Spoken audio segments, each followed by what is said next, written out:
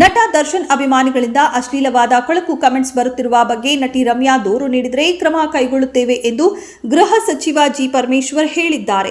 ಕೆಲವೊಮ್ಮೆ ಸುಮೋಟೋ ದೂರು ತಗೊಳ್ತಾರೆ. ದೂರು ಬಂದ್ರೆ ಪ್ರಕರಣವನ್ನ ಗಂಭೀರವಾಗಿ ಪರಿಗಣಿಸುತ್ತಾರೆ.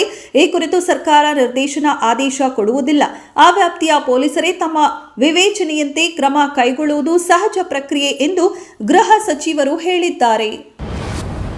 ಸಂಸತ್ನಲ್ಲಿ ಪಹಲ್ಗಾಮ್ ಉಗ್ರರ ದಾಳಿ ಆಪರೇಷನ್ ಸಿಂಧೂರ ಬಗ್ಗೆ ಚರ್ಚೆಗೂ ಮುನ್ನವೇ ಕಾಂಗ್ರೆಸ್ ಹಿರಿಯ ನಾಯಕ ಪಿ ಚಿದಂಬರಂ ಸಂದರ್ಶನವೊಂದರಲ್ಲಿ ಪಹಲ್ಗಾಮ್ ದಾಳಿಯಲ್ಲಿ ದೇಶೀಯ ಉಗ್ರರು ಭಾಗಿಯಾಗಿರಬಹುದು, ಪಾಕ್ನಿಂದ ಉಗ್ರರು ಬಂದಿದ್ದಾರೆ ಎನ್ನುವುದಕ್ಕೆ ಯಾವುದೇ ಪುರಾವೆ ಇಲ್ಲ ಎಂದಿರುವುದು ಭಾರೀ ರಾಜಕೀಯ ವಿವಾದಕ್ಕೆ ಕಿಡಿ ಹೊತ್ತಿಸಿದೆ.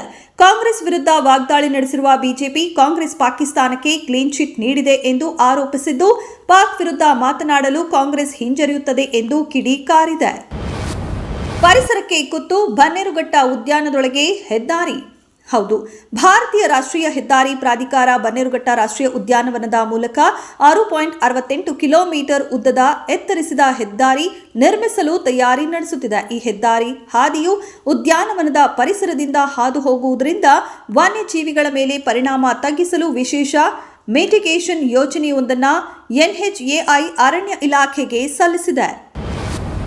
ಕೇಂದ್ರೀಯ ಔಷಧ ಗುಣಮಟ್ಟ ನಿಯಂತ್ರಣ ಸಂಸ್ಥೆ ಎಲ್ಲ ರಾಜ್ಯ ಮತ್ತು ಕೇಂದ್ರಾಡಳಿತ ಪ್ರದೇಶಗಳ ಔಷಧ ನಿಯಂತ್ರಕರಿಗೆ ಸಾಮಾನ್ಯವಾಗಿ ಬಳಸುವ ಆಮ್ಲೀಯ ಔಷಧಿಯಾದ ರ್ಯಾನಿಟಿಡಿನ್ ತಯಾರಕರು ಸಕ್ರಿಯ ಔಷಧಿಯ ಘಟಕಾಂಶ ಮತ್ತು ಔಷಧದ ಸೂತ್ರೀಕರಣಗಳಲ್ಲಿ ಕ್ಯಾನ್ಸರ್ ಉಂಟು ಮಾಡುವ ಕಲ್ಮಶವಾದ ಎನ್ಡಿಎಂಎ ಮಟ್ಟವನ್ನು ಮೇಲ್ವಿಚಾರಣೆ ಮಾಡುವುದನ್ನು ಖಚಿತಪಡಿಸಿಕೊಳ್ಳಲು ನಿರ್ದೇಶನ ನೀಡಿದೆ. ಮುನ್ನೆಚ್ಚರಿಕೆ ಕ್ರಮವಾಗಿ ಶೆಲ್ಫ್ ಜೀವಿತಾವಧಿಯನ್ನು ಕಡಿಮೆ ಮಾಡಲು ಸಿಡಿಎಸ್ಇಒ ಸೂಚಿಸಿದೆ.